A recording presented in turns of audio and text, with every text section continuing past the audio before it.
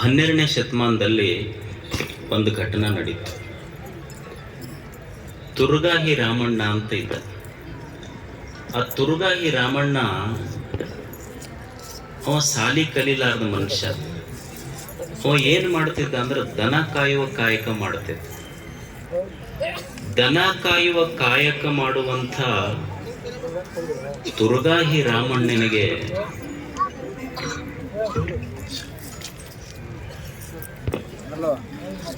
ದನ ಕಾಯುವ ಹುಡುಗನಿಗೆ ಹೋಗಿ ಬಸವಣ್ಣ ಕೈ ಮುಗಿದು ಶರಣು ಶರಣಾರ್ಥಿ ಅಂತ ಹೇಳಿ, ನೀ ದೊಡ್ಡ ಶರಣಪ್ಪ, ನೀ ದೇವ್ರದಿ ಅಂತಂದ. ತುರುಗಾಹಿ ರಾಮಣ್ಣಂದ, ನಾ ಹೆಂಗ್ ದೇವ್ರಾಗ್ತೀವ್ರಿ, ನಾವೆಲ್ಲ ದನ ಕಾಯೋರು ಅಂದ. ಅವಾಗ ಬಸವಣ್ಣವ್ರು ಅಂದ್ರೆ, ಇಲ್ಲ ಇಲ್ಲ, ನೀನು ದೇವ್ರ. ಅವ ತುರುಗಾಹಿ ರಾಮಣ್ಣ ಅಂತಾನ, ನಾವು ದನ ಕಾಯೋರ್ರಿ, ದನ ಕಾಯೋರು ಹೆಂಗ ದೇವ್ರಾಗ್ತೀವಿ. ಬಸವಣ್ಣಂದ, ದೇವ್ರದಾನಲ್ಲ, ಅವ ಜನ ಕಾಯ್ತಾನ, ನೀ ದನ ಕಾಯ್ತಿ. ವ್ಯತ್ಯಾಸ ಇಷ್ಟೇ, ಕಾಯೋರು ದೇವ್ರಾಗ್ತಾರೆ, ಜನ ದನ ಪ್ರಶ್ನೆ ಇಲ್ಲ. ಕಾಯುವವರು ದೇವ್ರಾಗ್ತಾರೆ. ಇಂಥದ್ದೇ ಒಂದು ಘಟನೆ ದೇವದುರ್ಗ ತಾಲೂಕಿನಲ್ಲಿ ನಡೀತು. ಒಂದು ಕೋತಿಗುಡ್ಡ ಅಂತ ಸಣ್ಣ ಹಳ್ಳಿಯಲ್ಲಿ ರಮೇಶ್ ಬಲ್ಲಿದನ್ನುವಂಥ ಒಂದು ಹುಡುಗ ದನ ಕುರಿ ಕಾಯ್ಕೊಂತಿದ್ದ. 12ರಿಂದ 15 ವರ್ಷದೊಳಗೆ. ಅವನು ಸಾಲಿಗೆ ಹೋಗಿಲ್ಲ, ಅಕ್ಷರ ಕಲ್ತಿಲ್ಲ.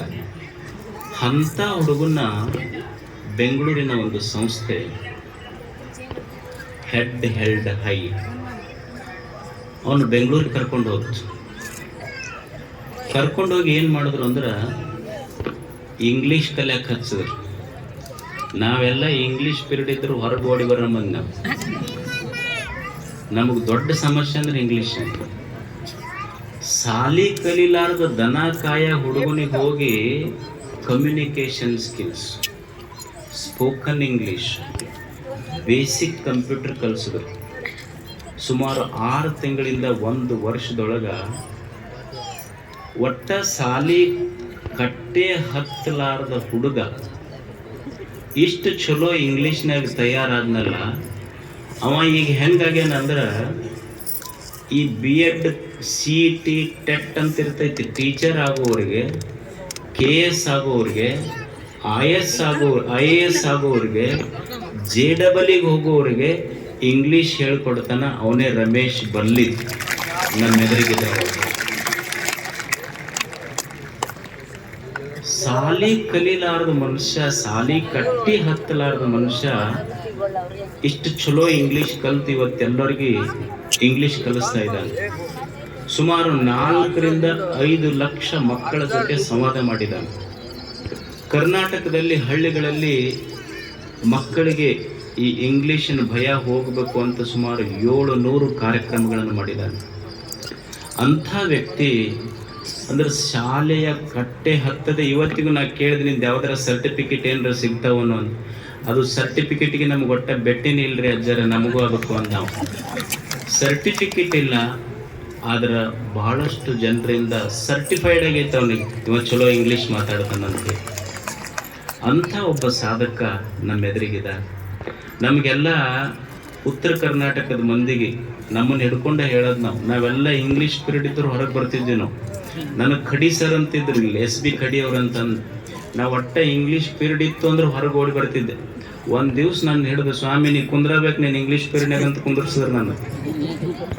ನಿಮಗೆ ಆಶ್ಚರ್ಯ ಅನ್ನಿಸ್ಬೋದು, ನನಗೆ BA ಫೈನಲ್ ಇಯರ್ ಪಾಸ್ ಆದ ಮೇಲೆ ಒಂದು ಇಂಗ್ಲೀಷ್ ಸೆಂಟೆನ್ಸ್ ಫುಲ್ ಸ್ಟಾಪ್ ಬಂತು ಅಂದ್ರೆ ನೆಕ್ಸ್ಟ್ ಕ್ಯಾಪಿಟಲ್ ಬರಿಬೇಕು ಅನ್ನೋದು BA ಫೈನಲ್ ಇಯರ್ ಆಗಿಂದ ಗೊತ್ತಾಗಿತ್ತು ನಮಗೆ.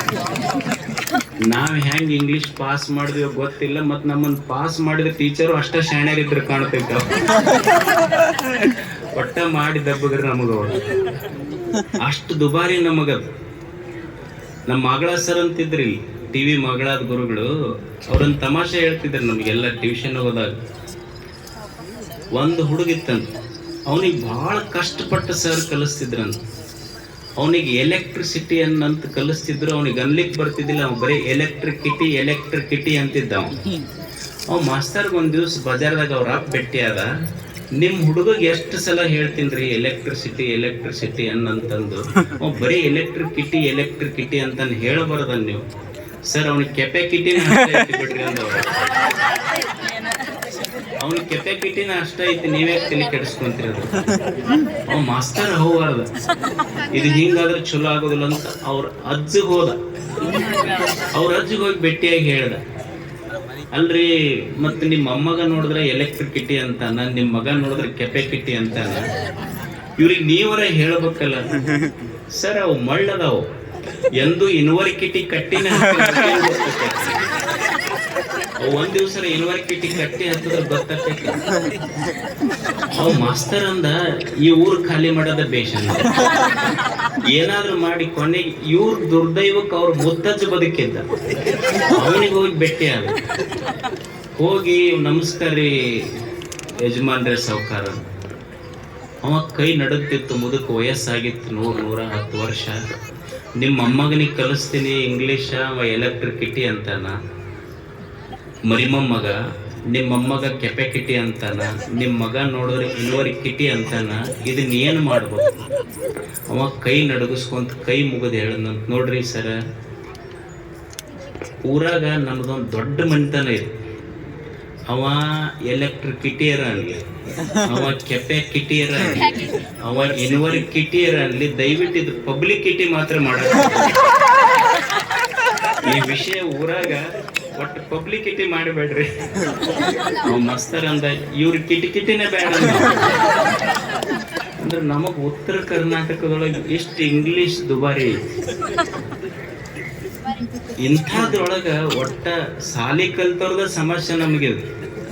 ಸಾಲಿ ಕಲೀಲಾರದ ಹುಡುಗ ಇಂಗ್ಲಿಷ್ ಕಲ್ತು, ಕಂಪ್ಯೂಟರ್ ಕಲ್ತು, ಇವತ್ತು KS ಮತ್ತು IAS ಓದುವ ಹುಡುಗರಿಗೆ tuition class, spoken English, grammar ಹೇಳ್ತಾ ಇದ್ದಾನಲ್ಲ, ಇದು ಒಂದು ಸಾಧನೆ. ರಮೇಶ್ ಬಲ್ಲಿದವರು. ನಮ್ಮಲ್ಲಿ ಒಂದು ಗಾದೆ ಮಾತಿದೆ, ನಾವೇನು ಹೇಳ್ತೀವಿ ಅಂದ್ರೆ ಡೂ ಆರ್ ಡೈ. ಹೌದಾ? ಡೂ ಆರ್ ಡೈ ಅಲ್ಲ, ಮಾಡು ಇಲ್ಲವೇ ಮಡಿ ಅಂತ ನಾವು ಹೇಳ್ತೀವಿ. ಹಂಗಲ್ಲ, ಡೂ ಆರ್ ಡೈ ಅಲ್ಲ, ಡೂ ಬಿಫೋರ್ ಡೈ. ಇದು ಕಲಿಬೇಕಾಗಿತ್ತು ನಾವು. Do something before you. ಅಂಥ ಒಂದು ಸಾಧನೆಯನ್ನು ಮಾಡಿರುವಂಥ ರಮೇಶ್ ಬಲ್ಲಿದವರಿಗೆ ಹಡಗಲಿಯ ಪೂಜ್ಯರು ಗೌರವಿಸಬೇಕು.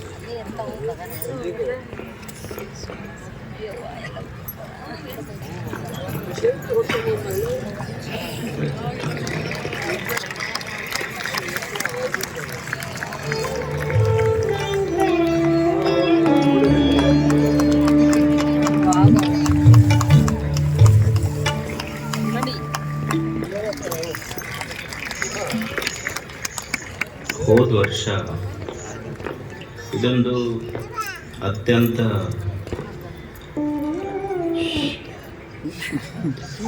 ಹೃದಯ ಕಲಕುವಂಥ ಒಂದು ಘಟನೆ.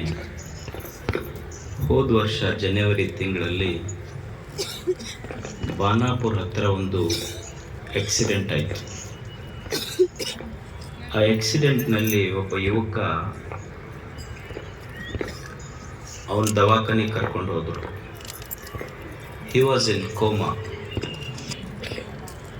ಕೆಲವು ದಿವಸಗಳಾದ ಮೇಲೆ ಸುಚಿರಾಯು ಆಸ್ಪತ್ರೆಯಲ್ಲಿ ವೈದ್ಯರು ಹೇಳಿದರು ಬ್ರೈನ್ ಡೆಡ್ ಆಗಿದೆ ಅಂತ. ಹರಿಯದ ಮಗ ಗ್ರಾಮ ಪಂಚಾಯಿತಿ ಪ್ರೆಸೆಂಟ್ ಮೆಂಬರ್ ಇದ್ದ. ಆಕ್ಸಿಡೆಂಟ್ ಆಯ್ತು ಅಂದ್ರೆ ನಿಮ್ಮ ಮಗ ಬದುಕೋದಿಲ್ಲ ಅಂತ. ಅವಾಗ ತಾಯಿ ಅವ್ರ ಮನೆಯ